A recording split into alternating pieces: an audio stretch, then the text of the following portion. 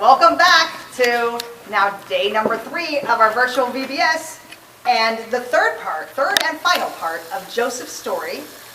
Now we're going to talk about Joseph and Pharaoh. And you'll see here, also still in the book of Genesis, a lot of different chapters that I've listed because we're taking parts from all of them and wrapping up this story for you. So we left off with Joseph had interpreted Pharaoh's really strange dreams and said that the reason he was giving, or these dreams had happened was it was foretelling something of the future. And he said there's going to be 7 good years where there's going to be plenty of food, then growth will happen, lots of grain, no problem. But then it's going to be followed by 7 years of drought, famine, and no food will grow, and the animals will get sick, and things will get really bad. But if you put somebody in charge, and Joseph is telling this Pharaoh, to save up some food in the good years, then there'll be plenty when the bad years hit, and everybody will be fine. So Pharaoh says, I love it, that's a perfect idea. Hey, how about you, Joseph? Can you be the one to do that for me? And Joseph says, yes, of course I will. So he's out of jail. And not only that, Pharaoh gives him fancy clothes and a signet ring and all this stuff because now Joseph is being put basically second in charge. Pharaoh tells people, do what Joseph says. He says, do what Joseph says. Fortunately, Joseph is an honest guy, and he's only telling people to do things that are going to be good, all right, which is basically saving up the food. Of course, they're not going to save all the food. They're going to use some of the food in the good years to eat, and then they're going to save a little bit of the food each year for later on when the famine hits, because God's the one who helped him interpret those weird dreams, and of course God knows everything. He knows what's going to happen. So that's exactly what happens. There's 7 years, it's great, lots of food, healthy animals, no problem. And all of a sudden things change. The weather changes. That happens when there's not enough grain. There's not enough grain for the people or the animals. So animals die. And what happens in Egypt, though? Because of Joseph's wonderful plans, Egypt's fine. They have enough food. And not only that, they even have enough food to share with others. And it turns out that back in the homeland where Joseph came from, and I have a map to kind of show a little bit of some areas. The blue parts are water. So where Joseph came from, Canaan, all right, basically what we now know as Israel, that area. That's having a famine too, but they did not know it was coming, and they don't have any spare food, but they know that Egypt does. So here's Egypt all the way down here. This is about 265 miles away, but they know that Egypt is willing to share, so the brothers go off to Egypt and ask for food, except they leave the youngest brother to take care of their elderly dad, Jacob. So Benjamin stays behind with Jacob, but the other brothers go off to Egypt. Now they actually didn't know for sure where Joseph was, of course. They don't have email or smartphones or anything like that. They can't keep track of somebody like that, so they have no idea where he ended up. They don't even know if he's alive still. They really know nothing. So when they get to Egypt and they go to ask for food, they end up being right in front of Joseph. And they don't know it because he was 17 when he was sold by his brothers, and now he's in his 30s. This is many, many years later. But he recognizes his brothers, but he does not tell them right away who he is. So the brothers come along and they ask for food. And this was later. So that's the second time. So they ask for food, and Joseph says, yes, I will give you some food. They even brought some money to pay for it. So he tells his people to gather up some sacks of food for them to take home, and they do that. They get some sacks ready, and you know what? They even end up, Joseph secretly makes sure the money gets back to them. So we'll put it over there. And so he says, well, how do I know you guys are honest men? What if you're spies on us or something like that? And he says, they tell him that there's, a younger brother still back with their father. This is not the whole family, but it's almost the whole family. And he says, well, if you're not lying then, and you really do have a younger brother there, then I want you to come back and bring him with you. And then I'll know that you tell the truth. So they say, well, they're a little reluctant to do that because he's taking care of Jacob, but they understand that they need to prove that they're honest people. So they go off with the grain, and they go back to Jacob. And they obviously have a lot to eat for a little while. But because this is a famine that's lasting many years, 7 years, they do run out of food again, and they do need to go back to Egypt again and ask for more food. But they know that they have to take Benjamin with them, because if they don't, they're never going to get food, because they'll be thought of as liars. Remember, they have no idea this is Joseph. So he accepts them back when they come. So they end up back in the palace asking for food. This time they have Benjamin with them. And he thinks it's great. It's like, yes, I am celebrating that you're back. You did bring the younger brother. That's great. Let's have a big feast. So they all get ready and have a gigantic feast. So we're going to set up this. Now, like I said, they don't realize it's Joseph, because Joseph has learned to speak Egyptian. So he's speaking Egyptian to them, and there's an interpreter, because they are Hebrew, and so the interpreter is making sure they understand what he's saying. So they think he's just an Egyptian official, somebody in the palace. Now today's Bible point, now I bring it up here because this is where it's important. The day 3 Bible point is forgive. All right? Forgiveness. God forgives us, of course, and through his son Jesus, which we'll be talking about tomorrow, our sins are forgiven. But we also must forgive each other. Even things that are really horrible, like what Joseph's brothers did, which was first throw him into a well and then sell him into slavery. All right? But you know what? Even really horrible stuff is important. The Bible tells us it's very important to forgive. So let's see what Joseph ends up doing. It's certainly looking pretty good on the forgiveness factor, because he's having this big feast for them.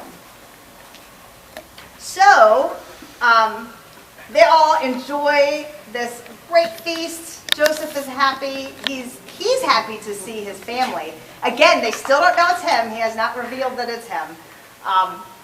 After the feast, they enjoy the feast. He has his, palace manager and other people prepare more sacks of grain. But this time, though, this is where the fancy cup comes into. He has one more test for his brothers. He says, into the sack that's going to be Benjamin's, that's the youngest brother, put my fancy cup, along with the grain. All right, put that in there. The brothers don't know that that's in there. Joseph has told his helpers to do that. So when the feast is kind of breaking up and they're about ready to head home, they start gathering their bags of grain. And Joseph stands up and says, wait, where's my fancy cup? I don't see my fancy cup anywhere here in the palace. It must be in one of those bags. Did one of these men take that cup? And all of them like, we didn't take any cup. What cup are you even talking about? Well, I have no idea. We would not do that. We're honest men. We're not going to steal this cup. But the officials start taking the stuff out of the bags to find the cup. And what do you think happened? Do you think they found it? Yes, the bag that Benjamin was holding has Joseph's cup. Guards seize that man.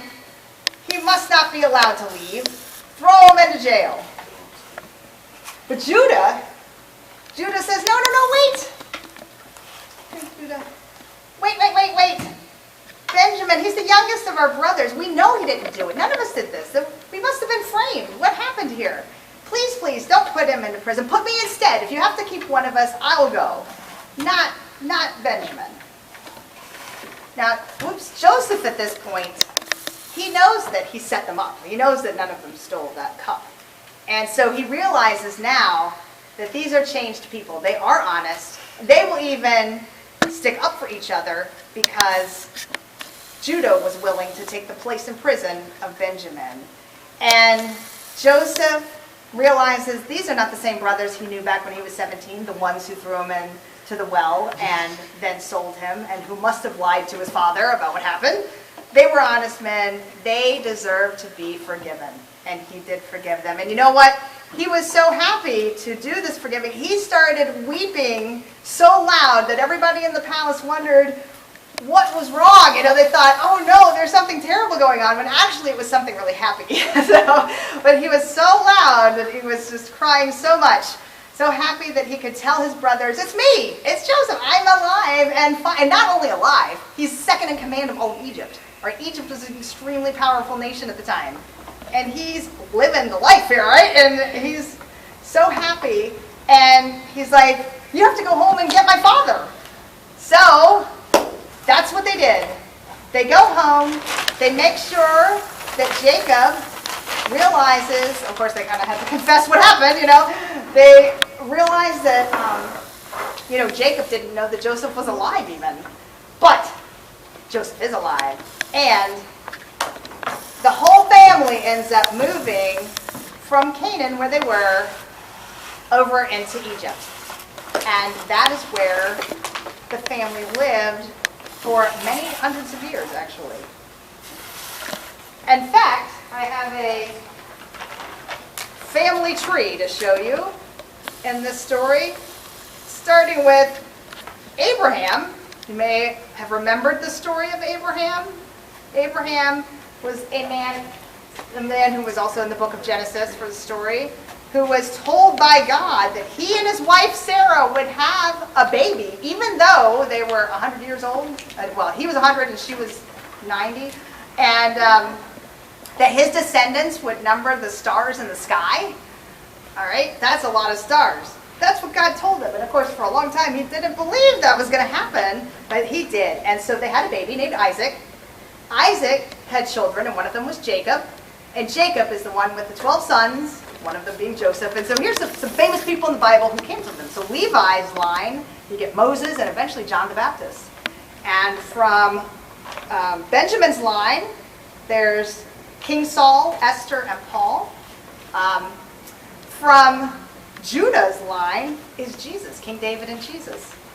And from Joseph's line, we've got people like Joshua, Gideon, and Samuel, also good people there. Naphtali, we believe that Elijah was from Naphtali's line, and that Samson was from Dan's line. So in the Bible, it talks, they're very good about keeping track of all of the descendants of Abraham. And this is a little tree that shows that. So they lived in Egypt a long time, but eventually, and that's another story, I hope you keep reading the Bible, the rest of Genesis, and go into the next book of Exodus, where it talks about them eventually leaving Egypt and going back to the land of Canaan. But this was so many hundreds of years later that these people aren't alive anymore. It's their descendants that do that. So just remember, trusting God, very important. That was our first day. Joseph did trust that God was with him, even through the bad times.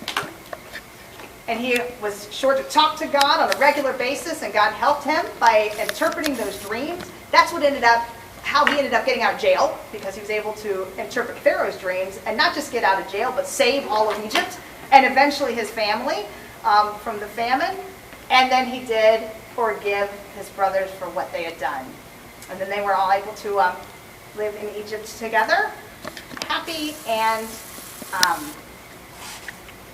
making a story that is one of my favorites in the Bible, because it has a lot of ups and downs for Joseph, but through it all, he knew that God was with him. And one of my very favorite Bible verses comes from his story. It's very near the end, chapter 50 of Genesis, verse 20. And it says, he's talking to his brothers at this time, and this is after he's forgiven them. He says, you intended to harm me, but God intended it for good. He brought me to this position so I could save the lives of many.